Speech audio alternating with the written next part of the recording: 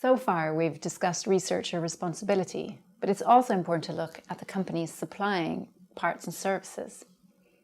You could argue that it's important for biotech companies to report anyone who they're suspicious of buying products for malicious use. But it's not that simple. There are no international requirements to screen synthetic DNA prior to sale. There have been efforts to improve this. In the USA, for instance, the US Department of Health published guidance for providers of synthetic double-stranded DNA. But it's only guidance, and it's not global, or enforceable for that matter, except for where it includes aspects of existing US law.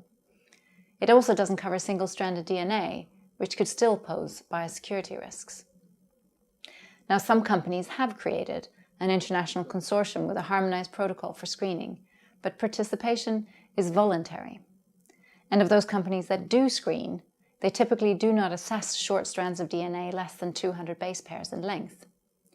Small DNA strands could potentially be combined to make large DNA fragments, such as those in the horsepox example. Companies say there are so many combinations of fragments possible that it's simply not practical to screen small DNA strands for security risks. A final challenge is that there's no existing mechanism in place for companies to share purchase information in the event of a nefarious actor splitting up a large order across multiple companies.